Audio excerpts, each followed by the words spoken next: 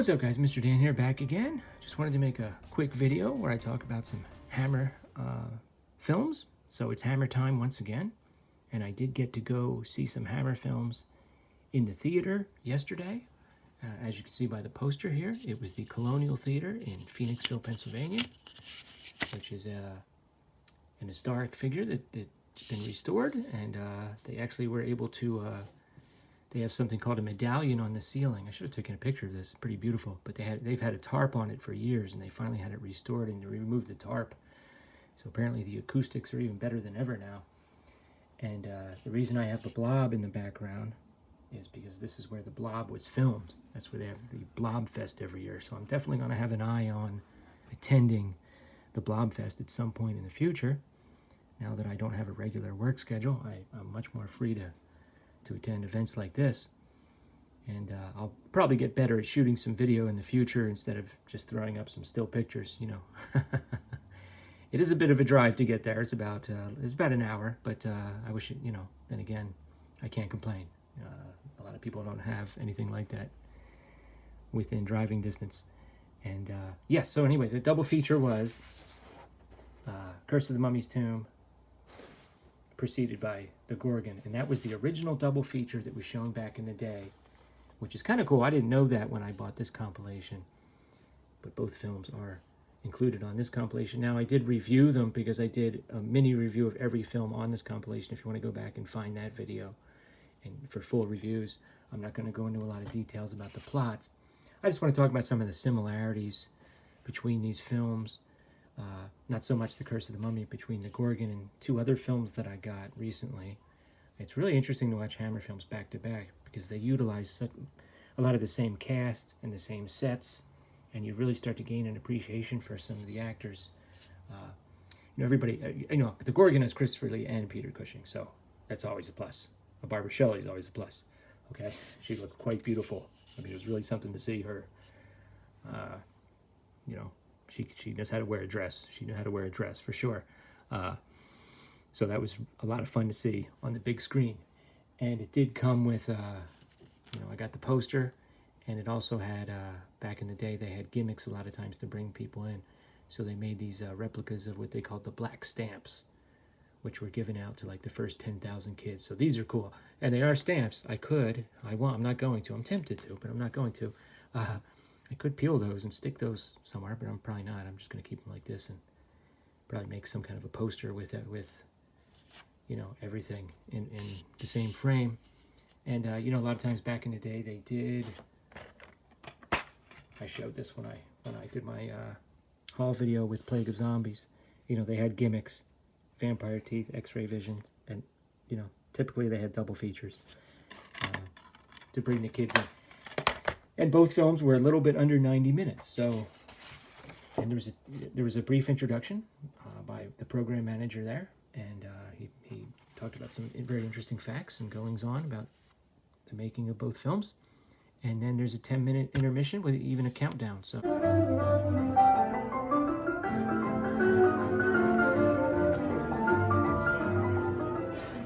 The show starts in 6 minutes.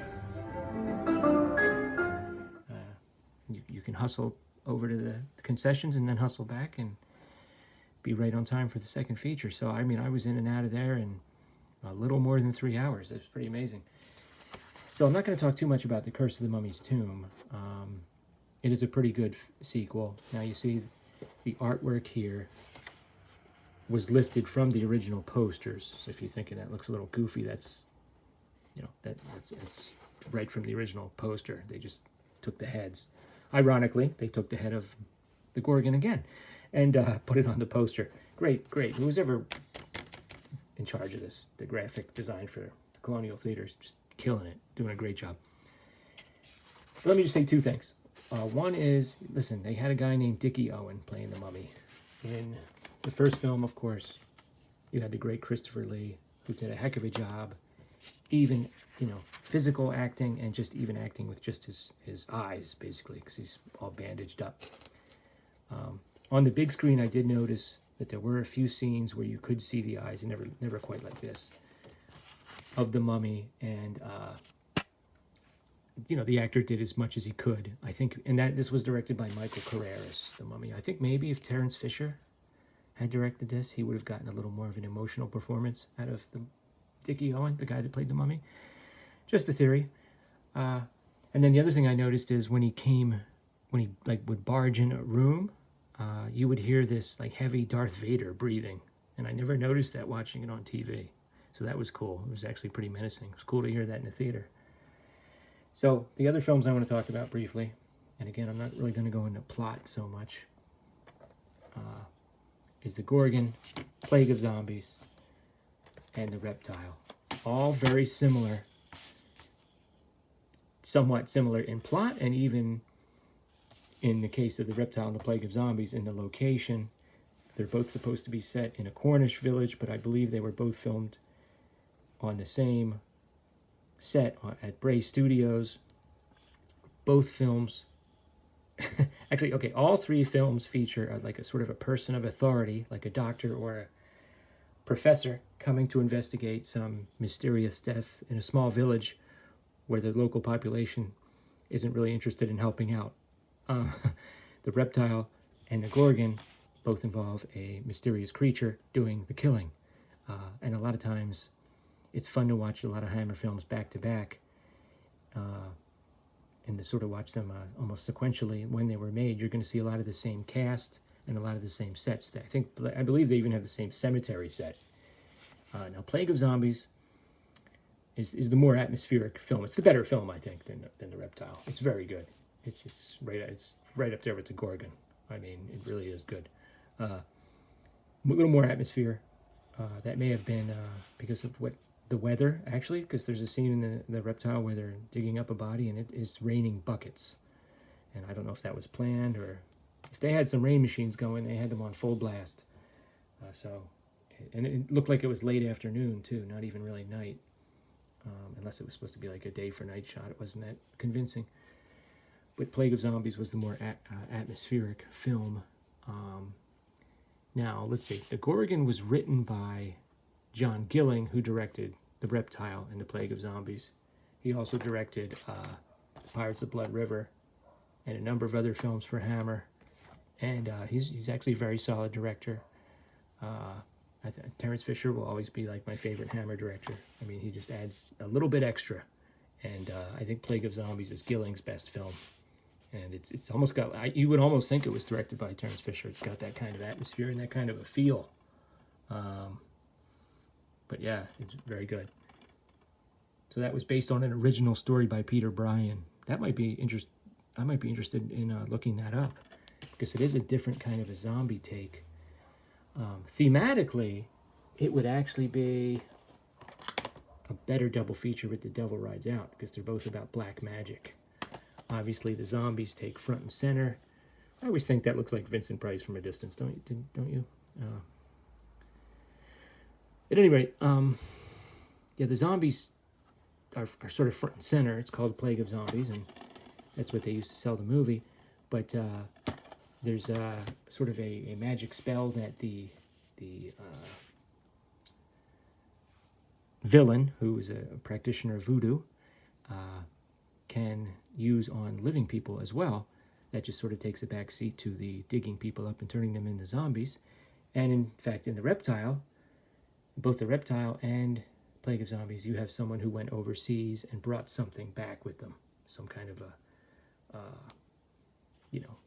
voodoo or a magic from a foreign land, and that is what is the culprit in causing people to be murdered by reptiles or zombies. And I love these. These are my favorite ones to get, the ones that say the Hammer Collection. You get these cards in them. So there's the one for the Reptile. Pretty cool.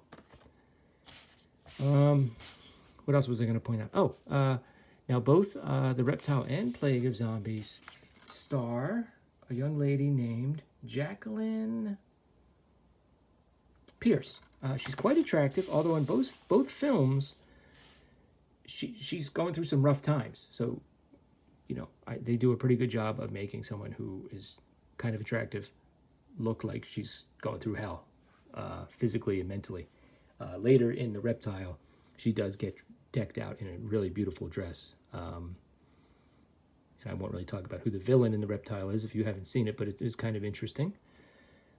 Now, the person who appears to possibly be the main villain in The Reptile is played by Noel Willem, who, and again, rarely you see an actor with a speaking role in one of these, or like one of the main roles, or even one of the supporting roles that was just in like one Hammer film, if you start digging.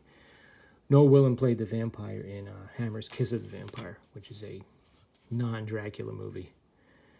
It doesn't have anything to do with the Dracula films. I think he may be more menacing in this. It's a good performance.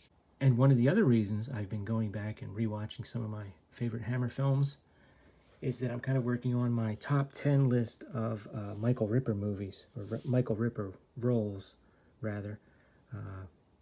Sometimes he had a very small role. But this guy was in 33 Hammer films, always gave a great performance. And I gotta tell you, I was keeping my eye on him in The Reptile. The Reptile has somewhat of a small cast. He's a pub owner in that who sort of becomes sympathetic with the young doctor and his wife as they're trying to figure out what's going on, why people are being killed. And he's like the only friend in town that the doctor has, and he gives a very solid, thoughtful performance in that movie. Very good. A lot of times he's just in a movie and he disappears. In The Lost Continent, he's got a cool facial scar, for whatever reason, but then he sort of just disappears out of the movie. Plague of Zombies, he has a pretty good role as a police sergeant who also becomes kind of sympathetic to the investigation of why people are, well, coming back to life. But that's one of the other reasons why I wanted to watch these films. I'm kind of ranking his performances. I might not have that video ready for a couple more months, but I'm working on that. Anyway, all three films very solid, very interesting to watch because they use a lot of the same sets, a lot of the same actors, and I just wanted to point out that John Gilling really was a very good director for Hammer. Plague of Zombies probably being his best film, I would say. If you get a chance to see any Hammer films on a big screen, I would definitely do it. And check eBay. So to sum up, it was a great time. I highly recommend if you have anything like the Colonial Theater near you, go ahead and do some searching. It is a lot of fun to go see older movies brought back in the theater. I highly recommend both of these films in particular. Actually, more in order, I would say The Gorgon, Plague of Zombies, The Reptile, and The Curse of Mummy's Tomb, in that order. But they're all fun movies, and if you haven't gotten into Hammer films yet, I recommend you check some out. And come back next time for some more Hammer horror. Thanks a lot, guys.